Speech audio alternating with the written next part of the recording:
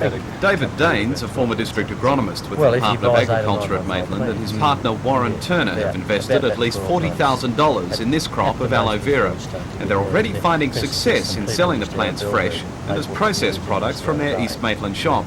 The leaf, which can retail for up to $5, contains the medicinal gel, rich in minerals, enzymes and vitamins, especially vitamin B12. At $5 a leaf, cultivating a crop of aloe vera, which is a member of the lily family, can be very profitable. But David Daines warns good marketing is essential to obtain a profit from the operation. Is there a viable market for aloe vera? Yes, particularly in the fresh market at this particular point in time. That's what we're aiming for the fresh market. But of course there's a very, very big market for processed aloe vera. And most of that comes from America, but we believe that we can get into that in time, and so we'll be looking into that processed market as well. Now, what are some of the medicinal benefits of aloe vera? I suppose the most important thing, or the most frequent, is the cuts and the burns, the skin cancers that people can get relief from. Quite remarkable. Then arthritics, they get a lot of relief from drinking aloe vera and also applying it to their affected joints. And then to the skin diseases, dermatitis, eczema, psoriasis, shingles, things like that. It's quite incredible.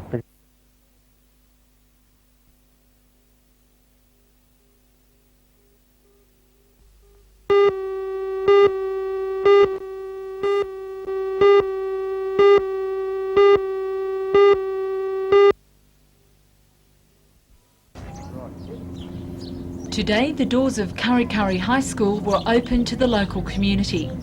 2 years ago, a survey was carried out, which found Kurri High to be located in a socially and economically disadvantaged area. The school was eligible for a grant under the federal government's Disadvantaged Schools program. In March, 3 out of 5 submissions made were approved. Of the $52,000 allocated, a literacy program has been set up and the school now has 15 new computers. The rest of the money will be spent on upgrading the school grounds. Plans have been drawn up and the DSP committee says it now needs manual support to get underway. Teachers, of course, can't do it, neither can students. They can help, but the only one who can really help here are the parents. We've got the money through a DSP grant, but it's the parents who can come in and help us with the ground improvement. Well, some parents may feel that they have... says no special qualifications are needed. In fact, they'll take anybody with 2 strong hands. Work will start just as soon as the volunteers are found. If you don't get the support from the parents that you're looking for, will that mean that the ground improvement program may not go ahead? It could be. We'd have to have a look at other avenues, look at other areas of attracting employment here. But we see this as a community project. It's for the Kurri students, it's for the Kurri community, and we'd like to see the Kurri community and the parents helping out here.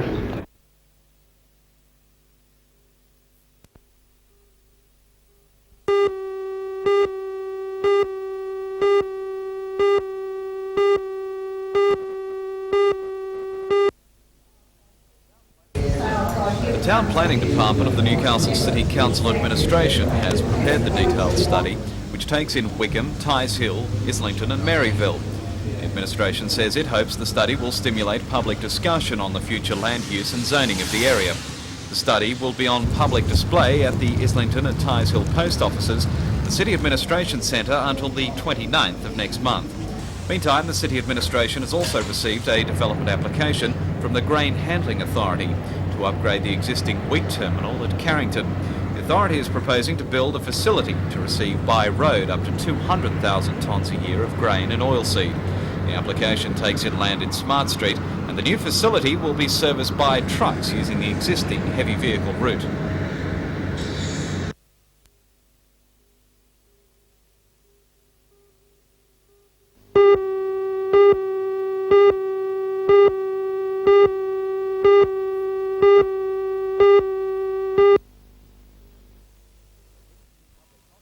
The region's public hospital purse will exceed $228 million for the next 12 months.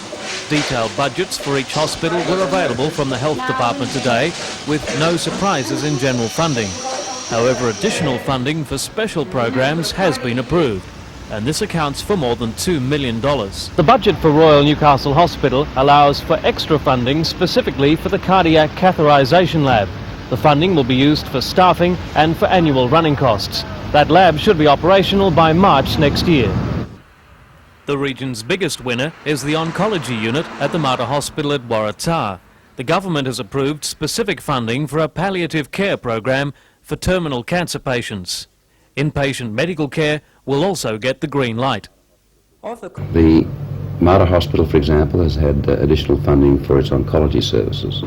The three arms that are being developed this year, the palliative care service, the villa services related to those who come for radiotherapy and need accommodation on site. It's of some interest, of course, that the telethon monies will be funding the construction of the villa units, but the Department of Health will be funding the staffing of those. And as well, there is, however, a catch with all the good news. Hospitals can spend only a quarter of their allocated funds because from October the new area board takes over. The net result is that we'll be advising the hospitals to spend no more than a quarter of that allocation up till the time that the board comes into place, and allow the board to make decisions about the best provision of services from there on.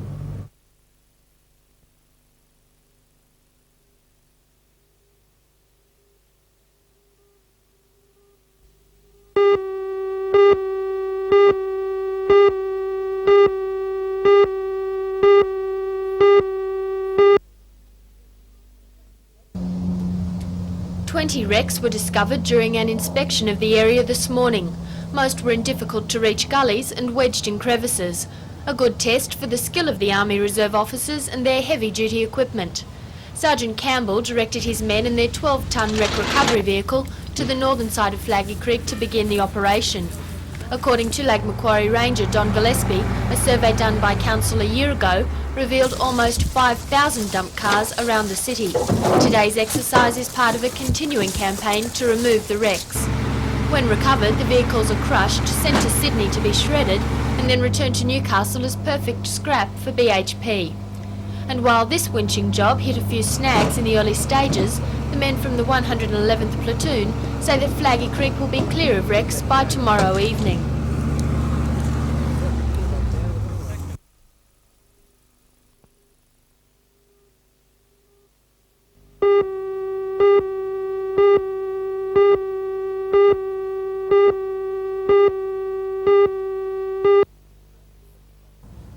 The Australian Democrats' Lord Mayoral candidate Steve Jeffries says both he and his running mate Graham Parsons will be elected to the council next month. Their policy includes greater care for children, youth and the elderly, and more community access to council.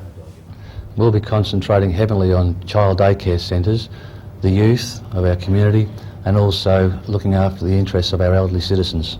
Do you think the interests of those groups have been ignored in the past? I think previous councils have ignored them, and we propose to change that. With a call for referendums, the Democrats seem to be putting a lot of emphasis on the need for more public participation. Is that right? That's correct. What this election is about is local government, not state or federal, but local, and we must have involvement from the local community.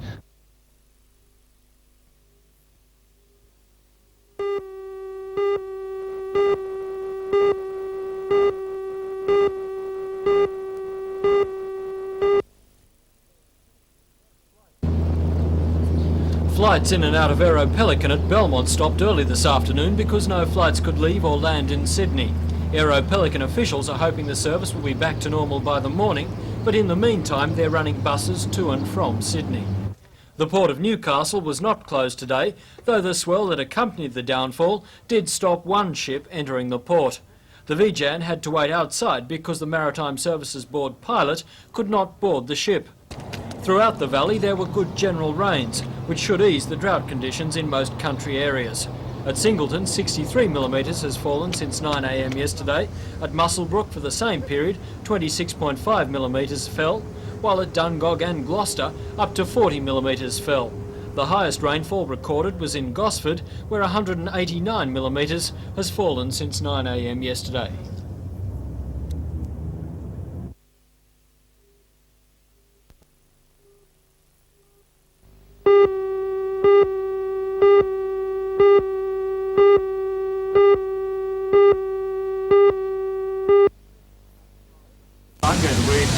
They were depicted in chalk shadows drawn on the pavement of Civic Park.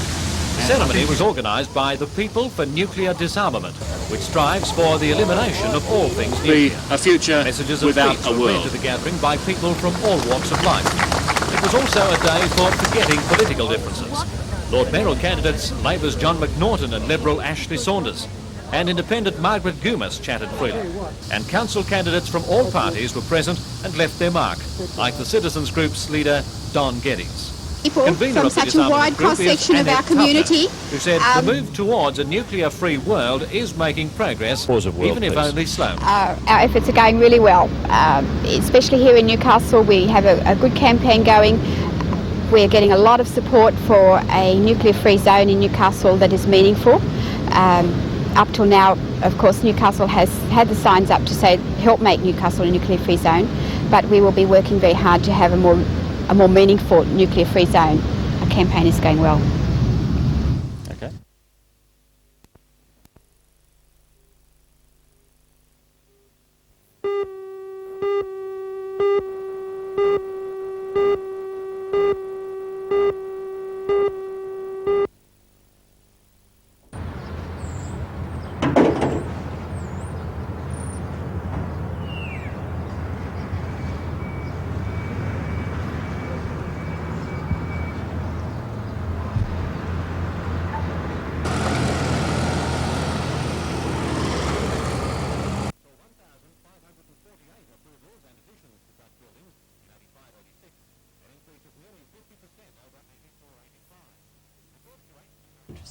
In the Hunter. But the same thing is happening in Gosford, as you can see.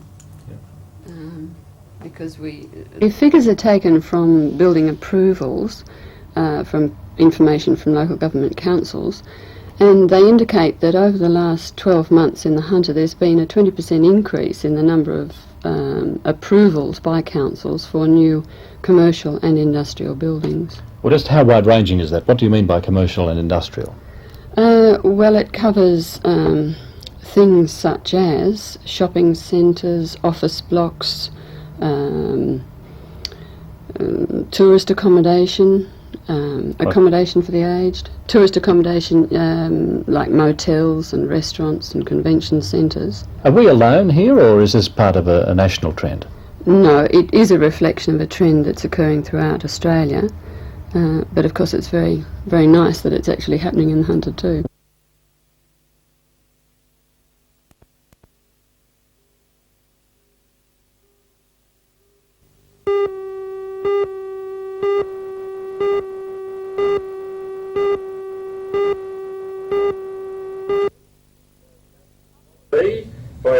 Up until last weekend, John Tate said he was determined not to stand. As a sacked alderman and disillusioned member of the Citizens Group, he said he'd had enough of local government. But today he stood as leader of the 6-member Independence Group, a group which says it's committed to the principles of integrity, efficiency and community participation. Mr Tate says the only way to ensure community participation is to reintroduce the ward system. The ward system as it stood, I believe, is something that should have been retained, but it hasn't been retained in the Act that was passed. But whether it's in the Act or not, in practice we are going to try and re-establish that so that we can be completely accountable to those people we represent. The other members of the group are Newcastle East Residents Group member and university lecturer Dr Hilary Purvis, teacher and Hamilton Community Progress Association member John McCarthy, principal of Newcastle Special School Jim Midcalf, Newcastle TAFE College coordinator Kathy Sharp, and the trump card of the group, Peter Barrick, who was secretary of the Trades Hall Council and the president of the Newcastle Workers Club. Like the other candidates, Mr Barrick says he's disillusioned with the traditional runners for the election, and he's confident that he'll pick up many of the votes that would normally go to the established political parties. I think if you look at the composition of the group, it has the capacity to attract right across the spectrum. I think it believes it has the capacity to attract the disillusioned Labor voter. It has the capacity to attract those who are resident and community oriented. And generally there is the capacity to attract right across that spectrum.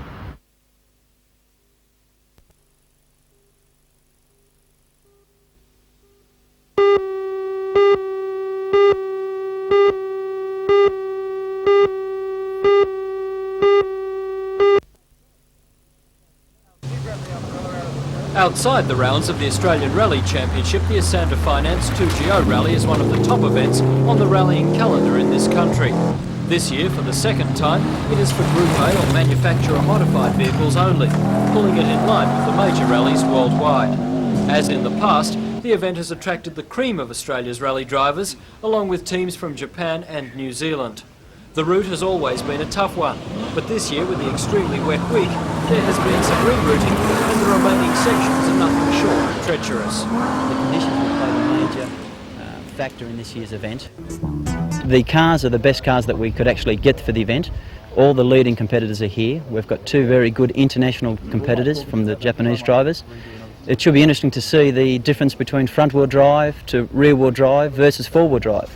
We have 7 different manufacturers, and I think that's alone is going to add up to one very exciting event. The weather and the top-class field have thrown the event wide open, and any of a number of drivers could win. Sydney driver Ed Mulligan, affectionately known as Hooligan, will be out to take his Subaru to victory to successfully defend the crown. Gosford's Ian Hill will be trying to score his 3rd win in the event, but the man who's got the record to beat is twice Australian Rally champion and 6 times Castrol Rally winner Greg Carr. Carr admits the 2GO Rally will be anything but a leisurely drive. It's normally a pretty tough rally. There's some pretty fast roads here, and again there's some pretty slow ones, so it's a good mixture of rally terrain and makes it very difficult. But this year with all the rain, it's going to be 100 times more difficult. I must admit, being car 1 and the first car on the road, I'm not really looking forward to finding all the slippery bog holes for everyone, but that's the way it goes. The 2-day event starts at Gosford tomorrow at 11 a.m.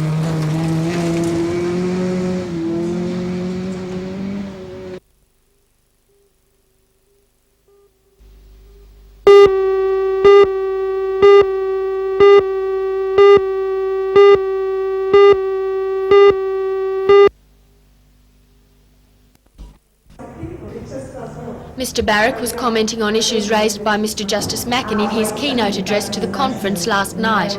The theme of the conference, which concluded today, was Us and Them. Mr Barrack said this tag was applicable to the Newcastle branch of the Plumbers and Gas Fitters Union and their national membership, who've just voted to seek wage increases of up to $70 a week outside of the Prices and Incomes Accord.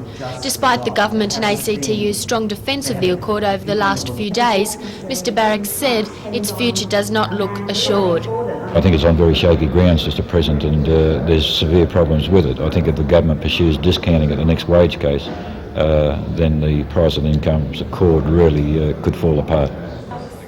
Despite its shortcomings, Newcastle Trades Hall Council will continue to support the Accord. We believe that the alternative is not a good option, and so that in terms of equitable distribution of the nation's wealth, that the Accord offers the best for us.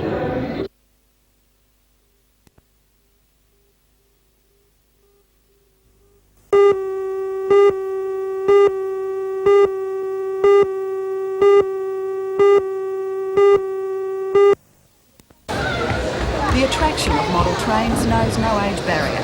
Throughout the 2-day exhibition, adults have well outnumbered the younger enthusiasts, a credit to the hard work that makes each meticulously built display a work of art in its own right. Coal trains, commuter trains and trams snake their way through fields, city streets, under bridges and over water. Jerry Hopkins based his Franklin County design on the New England rail and townscapes of America. Startled observers retreated to the sound of birds calling and waves breaking, while the smell of pine and cedar gently wafted from the greenery in the model. It's that sort of attention to detail which drew about 6,000 people to the exhibition this weekend, the third to be held by the Association of Hunter Rail Modellers.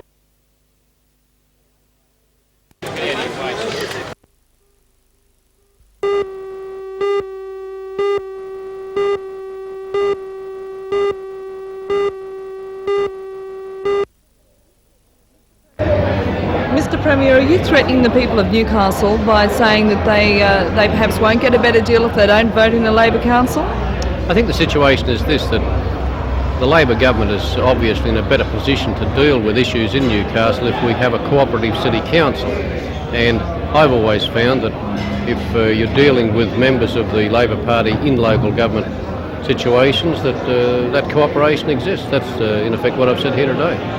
Will you give the same cooperation if it's, say, Citizens Group or Independence Council? Well, I've often found it difficult in dealing with some of these groups because they're looking for confrontation, and I think basically that's the message that I've given here today.